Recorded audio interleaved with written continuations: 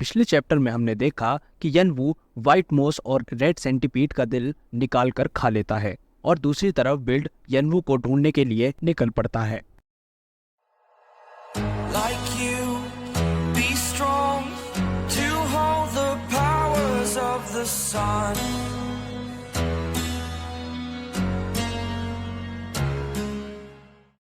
Chapter 9 हम देखते हैं कि एक स्टेटस विंडो आती है जिस पर लिखा होता है कि तुम रेड सेंटीपीड को मार चुके हो। तुमने कुछ ऐसा मार गिराया है जिसे मारना बहुत ज्यादा मुश्किल है और तुम्हें इसके लिए अलग से इनाम दिया जाएगा। और उसके बाद एक स्टेटस विंडो आती है जिस पर लिखा होता है कि तुमने रेड सेंटीपीड का दिल खा लिया है। और हम देखते हैं यनवू के हाथ में जो रेड सेंटीपीड का दिल था वो यनवू खा रहा होता है और उसको पूरी तरीके से खा लेता है। और उसके पेट के हिस्से की तरफ से हम देखते हैं कि कुछ लाल और नीले कलर की ऊर्जा निकलती है। और एक और स्टेटस विंडो आती है जिस पर लिखा हुआ होता है कि तुमने व्हाइट मोस और एक रेड सेंटीपीड का दिल को साथ में मिलाकर खाया है और उसके तुम्हें कुछ जादुई फायदे मिलेंगे।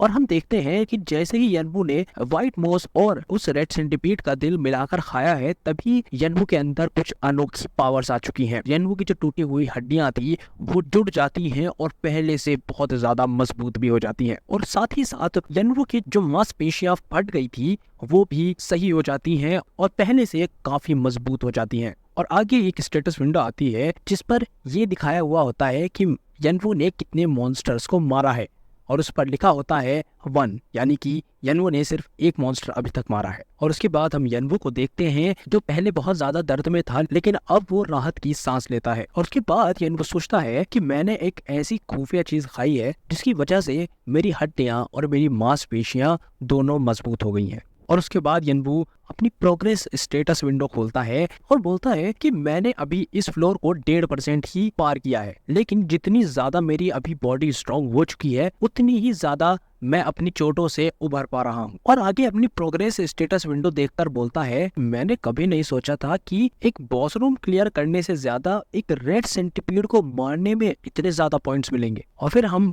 यनवू की प्रोग्रेस रिपोर्ट देखते हैं जिसमें आता है कि स्ट्रेंथ 60, एजिलिटी 65, स्टेमिना 62, लेकिन हम देखते हैं कि मैन पावर अभी भी 21 पर है और इसी के साथ कुछ नए स्किल्स भी ऐड हो चुके हैं। और फिर यनवू बोलता है कि मुझे नहीं समझ आ रहा ये मैन पावर बढ़ाने का क्या तरीका हो सकता है। मेरी सारी स्किल्स, मेरी सारी स्टेमिना, एजिलिटी सब बढ़ रहा है लेकिन मैन पावर ही नहीं बढ़ रहा है। मुझे समझ नहीं आ रहा मैं इसको बढ़ाने के लिए क्या कर सकता हूँ। और उसके बाद यनवू बोलता है कि अगर देखा जाए अभी के लिए मेरे स्किल्स बहुत अच्छे हैं लेकिन जैसे जैसे मैं आगे बढ़ूंगा तो फ्यूचर में मुझे माना की बहुत ज्यादा जरूरत पड़ने वाली है और जितना मैं बहुत सारी चीजों को मास्टर करूंगा आगे चल के मेरे लिए उतना ही ज्यादा डिफिकल्ट हो जाएगा ये सब कुछ मैनेज करना माना के बिना। और सबसे जरूरी बात तो ये है कि अभी तक भी पूरी तरीके से पावर्स मेरे अंदर आई नहीं है। और आगे बोलता है कि सबसे बड़ी बात तो ये है कि ड्रैगन की पावर मैं पूरी तरीके से यूज ही नहीं कर पा रहा हूँ, जो उसकी एक स्पेशल क्वालिटी है उसको मैं यूज ही नहीं कर पा रहा हूँ। और अगर मुझे प्राचीन ड्रैगन कलाटूस की पूरी तरीके से पावर को इस्तेमाल करना है तो उसके लिए मुझे माना की बहुत ज्यादा जरूरत पड़ेगी। और फिर आगे बोलता है कि चलो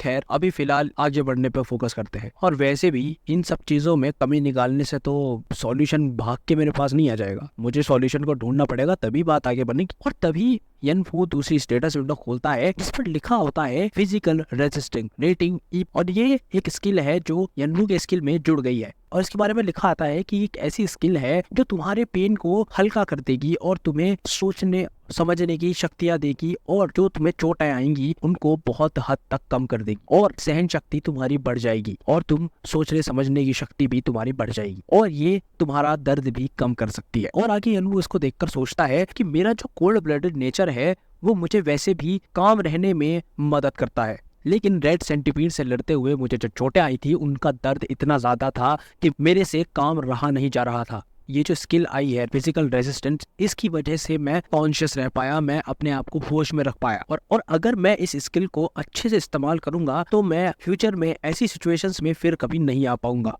और उसके बाद यानी वो दूसरी नई स्किल ओपन करता है जो कि होती है विल टू फाइट, और इसकी रेटिंग होती है D+। और आगे इसके बारे में लिखा आता है कि तुम लड़ते समय बहुत अच्छी तरीके से सोच समझ पाओगे और बहुत अच्छी तरीके से लड़ पाओगे और हार्ड से हार्ड डिसीजन बहुत जल्दी ले पाओगे और तुम बहुत अच्छे से और बहुत जल्दी हर चीज के बारे में सोच पाओगे। तुम्हारा थॉट प्रोसेस बहुत फास्ट हो जाएगा। और यन वो इसको पढ़कर बोलता है कि ये बहुत ज्यादा इंपॉर्टेंट है, ये बहुत ज्यादा फायदेमंद साबित होगा। अगर मैं काफी जल्दी डिसीजंस ले पाऊंगा बहुत ज्यादा टेंस सिचुएशंस में, तो ये एक बहुत अच्छी और बहुत इंपॉर्टेंट चीज बन जाती है जिंदगी बचाने के लिए। लेकिन अगर मेरे डिसीजंस गलत हुए तो मैं अपनी जान भी गंवा सकता हूँ। और देखा जाए तो जो मेरी फाइट चल रही थी रेड सेंटीपीड के साथ में, मैं उससे शायद इसी स्किल की वजह से जीत पाया हूँ। और उसके बाद यन वो आगे बोलता है कि जो दोनों स्किल्स के साथ मुझे रेटिंग मिली है वो इतनी भी ज्यादा खराब नहीं है, क्योंकि अगर देखा जाए तो D+ रेटिंग इस फ्लोर पर लेना काफी आसान नहीं है। और फिर यन वो हल्की सी स्माइल करता है और अपना मास्क दोबारा से पहन लेता है। और उसके बाद हम देखते हैं कुछ चमगादड़ें जो यनवू पर हमला कर रही होती हैं और यनवू अपने चाकू से उनको काट रहा होता है। और उसके बाद एक स्टेटस विंडो आती है जिस पर लिखा होता है कि तुमने इंफ्रासोनिक बैट को मार गिराया है। और एक और स्टेटस विंडो आती है जिस पर लिखा होता है यनवू ने कितने मॉन्स्टर अब तक मार दिए हैं, और उस पर लिखा होता है 147, यानी कि यनवू ने 147 मॉन्स्टर्स को अब तक मार गिराया है। और उसके बाद हम देखते हैं कि वो बैट्स वहीं पर मरी पड़ी होती हैं। और उसके बाद यनवू उसमें से एक बैट को उठाता है और उसके नाखून तोड़ लेता है और हाथ में लेकर बोलता है कि मुझे मजा आ रहा है। और हाथ में जो उसने पकड़ रखा है उसे देखकर बोलता है कि ये जो है इंफ्रासोनिक बैट्स के ये दांत और नाखून है। और आगे बोलता है कि अगर व्हाइट मोर्स और रेड सेंटीपीड का जहरीला खून इन दोनों को एक सही मात्रा में मिलाया जाए तो एक बहुत बढ़िया घोल तैयार हो सकता है। और अगर वो घोल मैं इंफ्रासोनिक बैट्स के नाखून और दांतों पर डालूं तो ये एक मॉन्स्टर पाउडर बन जाएगा, और अगर इसमें आग लगा दी जाए तो ये बहुत जबरदस्त धमाका कर सकता है। और उसके बाद यनवू उस मॉन्स्टर पाउडर को छोटी छोटी थैलियों में भर लेता है और अपने साथ रख लेता है और बोलता है चलो तो अब आगे बढ़ते हैं। यनवू आगे बढ़कर सामने की ओर देखता है और हमें दिखाया जाता है कि वहां बहुत बड़ी बड़ी नीले रंग की चींटियां घूम रही होती हैं और वहां पर उनके बहुत सारे अंडे भी लगे हुए होते हैं। और उन चींटियों के बारे में लिखा होता है कि ये ब्लू आर्मी एंड्स हैं। ये साइज में 30 सेंटीमीटर से लेके 1 मीटर जितनी बड़ी हो सकती हैं। और इसमें एक चींटियों की महारानी भी है और ये 100 से भी ज्यादा चींटियां एक साथ मिलकर अपना एक खुद का रहने के लिए एक ठिकाना तैयार करती हैं। और यनवू एक जगह खड़ा होकर सोच रहा होता है कि इन चींटियों में सबसे बड़ी बात ये है कि ये चींटियां अपने घर को बचाने के लिए अपनी जान की परवाह भी नहीं करती हैं। और फिर आगे बोलता है कि क्या मुझे इन 100 से ज्यादा चींटियों पर हमला कर देना चाहिए, और मुझे ये भी पता है कि ये एक साथ मेरे ऊपर हमला करेंगी, तो क्या मैं इनको एक साथ संभाल भी पाऊंगा या नहीं।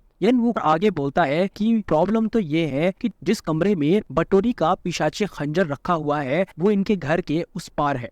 और फिर यनवू उस खंजर के बारे में बताते हुए बोलता है कि ये खंजर एक पिशाचों की सम्राट का था जो कि बहुत समय पहले मर चुकी है, और जहां तक मुझे पता है कि वो इतनी ज्यादा खतरनाक थी कि वो किसी भी जिंदा चीज में से जान निकाल लेती थी और जिससे वो और भी ज्यादा शक्तिशाली हो जाती थी।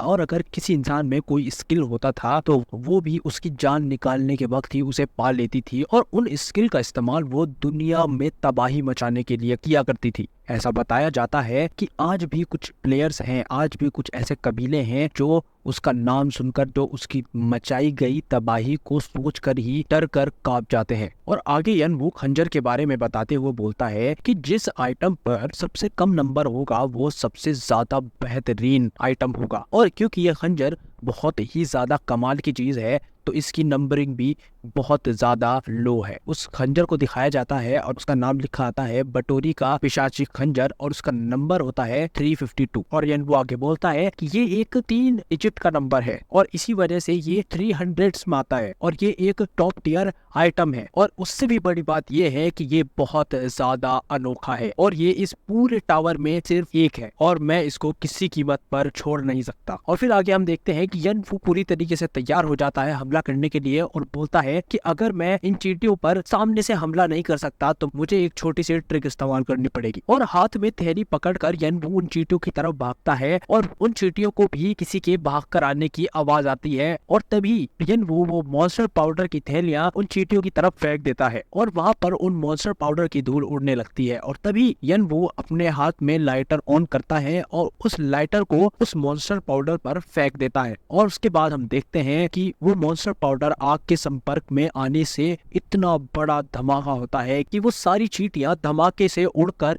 इधर उधर जाकर गिर जाती हैं और पूरी तरीके से आग में जलने लगती हैं। और उसके बाद एक स्टेटस विंडो आती है जिस पर लिखा होता है कि तुमने चींटियों की गुफा को धमाके से उड़ा दिया है और धमाके की वजह से 217 नीली चींटियां मर चुकी हैं और 90 नीली चींटियां जल गई हैं और इसके लिए तुम्हें और ज्यादा कर्मा मिलेगा। और उसके बाद हम यनवू को देखते हैं, वो अपना तेजी से चाकू निकालता है और उसके बाद हम देखते हैं कि एक चींटी ने यनवू पर हमला कर दिया है और यनवू उसको अपने चाकू से बीच से काट देता है और 2-4 चींटियों को यनवू अपने चाकू से बीच से काट देता है। और उनको मारने के बाद यनवू बोलता है कि जो चींटियां मर गई हैं उनमें उन चींटियों के बच्चे भी शामिल थे और वो बच्चे भी शामिल थे जो अभी अंडे से बाहर निकलने वाले थे। और यनवू उसके बाद अपनी हड्डी चटकाते हुए बोलता है कि अभी तो बहुत सारी चींटियां बाकी हैं और सामने उन चींटियों की तरफ देखता है और बोलता है कि बस एक बार मेरे हाथ बटोरी का पिशाची खंजर लग जाए, उसके बाद तो मैं इन सब को बहुत आसानी से खत्म कर दूंगा। और तभी यनवू को एक खतरा महसूस होता है और वो पीछे मुड़कर देखता है और जमीन हिलने लगती है, जिसका मतलब होता है कि एक कोई बहुत बड़ा मॉन्स्टर आ रहा है। और हम एक चींटी को देखते हैं जिसका एक मुंह दिखाया जाता है और फिर दिखाए जाते हैं उसके आग में जलते हुए पंख और फिर हमें उस चींटी के पैर दिखाए जाते हैं और यनवू उस चींटी के लिए अपना चाकू पकड़कर तैयार होने लगता है। और उसके बाद हम चींटी की एक आंख देखते हैं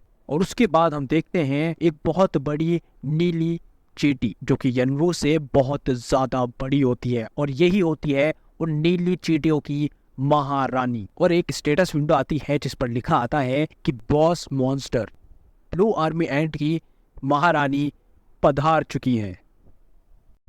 चैप्टर 10 हम देखते हैं कि नीली चींटियों की रानी यनवू के सामने आ जाती है और यनवू की तरफ आती है, अपने पैरों से हमला कर देती है। यनवू बचते हुए अपने आप को पीछे कर लेता है और इधर उधर देखकर सोचता है कि इन चींटियों की गुफाओं में कोई दरवाजा जरूर होगा। और तभी हम देखते हैं कि उस चींटियों की रानी के पीछे एक दरवाजा होता है और यनवू उसको देखकर बोलता है कि हाँ, यही दरवाजा है जो मैं ढूंढ रहा था। और यनवू अपनी 3 उंगलियों के बीच में 3 चाकू फंसाता है और बहुत तेजी से उस बड़ी चींटी के मुंह पर फेंकता है और बहुत तेजी से वो जाकर उस चींटी के मुंह पर लग जाते हैं। तभी यनवू अपना चाकू निकालता है और उस चींटी के दोनों पैर काटकर आगे बढ़ जाता है और वो चींटी वहीं गिर जाती है। यनवू उस दरवाजे की तरफ भागता है और वहां पहुंचकर वो दरवाजा खोलता है और उस कमरे के अंदर आ जाता है और यनवू अंदर आकर दरवाजा बंद कर लेता है। और हम देखते हैं कि यहाँ का एनवायरनमेंट बिल्कुल ही अलग है। यहाँ पर बहुत ज्यादा शांति है और कुछ कलश रखे हुए हैं जिसमें से हरे कलर की आग निकल रही है और बिल्कुल सामने की ओर एक मूर्ति होती है और वो मूर्ति पिशाचों की सम्राट बटोरी की होती है और उसी मूर्ति के हाथ में होता है बटोरी का पिशाचिक खंजर। और उस खंजर को देखकर यनवू बोलता है तो ये है पिशाचों की सम्राट का पसंदीदा हथियार, एक पिशाचिक खंजर। उसके बाद एक स्टेटस विंडो आती है जिस पर बटोरी के पिशाचिक खंजर के बारे में लिखा होता है जिसका नंबर होता है 352। उसका टाइप होता है एक हाथ से चलाने वाला हथियार और उसका ग्रेड होता है यूनिक। और उसके बारे में लिखा आता है कि ये एक पिशाचों की सम्राट का पसंदीदा हथियार है और ये किसी भी जिंदा चीज में से जान निकाल लेता है। और उसके बाद हम यनवू को देखते हैं जो स्माइल करते हुए बोलता है कि आखिरकार मैंने तुम्हें ढूंढ ही लिया और सोचता है कि बटोरी का पिशाचिक खंजर एक ऐसी चीज है जो मेरे में और जो इस राउंड में सबसे आगे चल रहा है उसमें दूरी कम कर देगा क्योंकि मैं इसको लेकर बहुत ज्यादा ताकतवर हो जाऊंगा। और उसके बाद यनवू उस बटोरी की मूर्ति की ओर बढ़ता है और उस मूर्ति के पास यनवू जाते हुए बोलता है और ये खंजर बहुत सारी चीजों के लायक है, इसमें बहुत सारे ऑप्शन हैं लोगों को मारने के लिए और इसका एक लास्ट ऐसा ऑप्शन है जो कि अभी भी सील्ड है। और उसके बाद यनवू उस मूर्ति के बिल्कुल पास आ जाता है और अपनी आंखें बंद करता है, सांस भरता है और उस खंजर को वहां से उठा लेता है। और जैसे ही यनवू उस खंजर को उठाकर अपने हाथ में लेता है तभी एक काले कलर की ऊर्जा उसके पूरे हाथ पर आ जाती है और उसको बहुत तेज दर्द होना शुरू हो जाता है। यनवू दर्द में सोचता है कि ये बटोरी का खंजर चलाने वाले को अपने आप चुनता है और वो बंदा जो इसको उठाता है उसको अगर इसने नहीं चुना तो उसका दिमाग पूरी तरीके से इसके वश में हो जाएगा। और फिर यनवो एक और बात बोलता है कि क्या जो लोग अभी स्टार्ट कर रहे हैं इस टावर में खेल रहे हैं, अभी शुरू किया है जिन्होंने, क्या उनके पास इतने जबरदस्त स्किल्स हैं जो इस पिशाचिक खंजर को संभाल पाएंगे। और फिर आगे एक और बात बोलता है कि मेरा छोटा भाई जिसने बहुत ज्यादा खोजबीन करके उसने पता लगाया था कि किस तरह से एक नया प्लेयर पिशाचिक खंजर को किस तरह से कंट्रोल कर सकता है। और तभी यनवो अपने दर्द को कंट्रोल करता है और उस खंजर को उठाता है और अपना दूसरा हाथ नीचे पत्थर पर रखता है और बोलता है कि अगर कोई और इसे देखेगा तो मुझे बेवकूफ कहेगा। और तभी यनवो बहुत तेजी से वो बटोरी का खंजर अपने दूसरे हाथ में घुसा देता है और यनवो बोलता है कि बटोरी का जो पिशाचिक खंजर है ये एक स्किल का नाम है। और तभी हम देखते हैं कि वो काली ऊर्जा जो यनवो के पूरे हाथ पर थी वो यनवो के दूसरे हाथ पर जिस पर वो चाकू मारता है उस हाथ में ट्रांसफर होनी शुरू हो जाती है। और आगे यनवो बोलता है कि पिशाचों की सम्राट इतनी ज्यादा लालची थी कि वो ये नहीं चाहती थी कि उसका पसंदीदा हथियार कोई इस्तेमाल करे उसके मरने के बाद भी। तो उसने खंजर का असली रूप और खंजर की शक्तियों को हमेशा हमेशा के लिए सील कर दिया और इस दुनिया में हमेशा के लिए छोड़ दिया। और तभी हम देखते हैं कि एक स्टेटस विंडो आती है जिस पर लिखा होता है कि जो सील पिशाचिक खंजर पे लगी हुई थी वो अब हट चुकी है।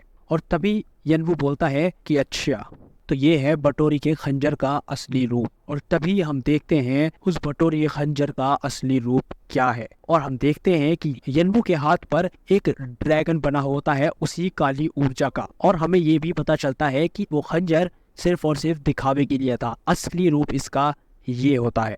और उसके बाद एक स्टेटस विंडो आती है जिस पर लिखा होता है कि बटोरी का पिशाचिक खंजर का असली रूप और इसका नंबर 66 है और जिसके बारे में लिखा होता है कि ये एक असली रूप है पिशाचों की सम्राट के पसंदीदा हथियार का। ये किसी भी जिंदा चीज में से उसकी जान निकाल सकता है और ये उनकी आत्माओं को खा भी सकता है। और यनवो अपने हाथ को देखकर बोलता है तो ये है पिशाचिक खंजर। और आगे एक स्टेटस विंडो आती है जिस पर लिखा होता है उस खंजर की खूबियों के बारे में जो कि होती है ब्लड मार्क। आगे इसके बारे में लिखा होता है कि अगर इससे जोरदार हमला सामने वाले पे किया जाए तो उसका स्टेमिना और उसका माना वहां से खत्म हो जाएगा और उसको शारीरिक चोटें भी आएंगी और उसके साथ साथ उसे अंदरूनी चोटें भी बहुत सारी आ सकती हैं। और इस पर यनवो बोलता है कि ये एक ऐसी यूनिक स्किल है जो शायद जो इस टावर के हाईएस्ट रैंकर हैं उनके पास भी बहुत मुश्किल से मिलेगी। और आगे एक और स्टेटस विंडो आती है जिस पर और ज्यादा खूबियों के बारे में लिखा होता है, जैसे कि अगर इसको बहुत बढ़िया तरीके से मास्टर कर लिया जाए तो ये सामने वाले की पूरी तरीके से स्टेमिना और उसका माना खत्म कर सकता है और उसको बेजान कर सकता है, उसकी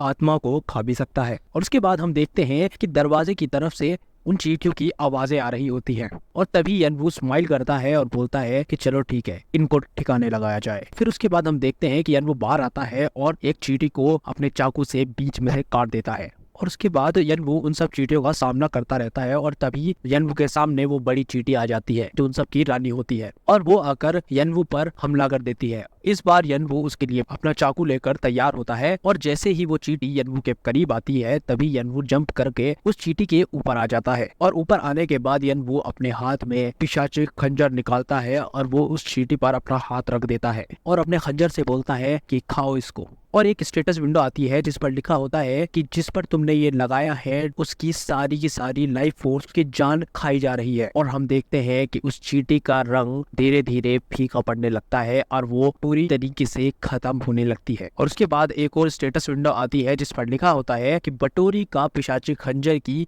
लेवल 1.1% से बढ़ चुकी है।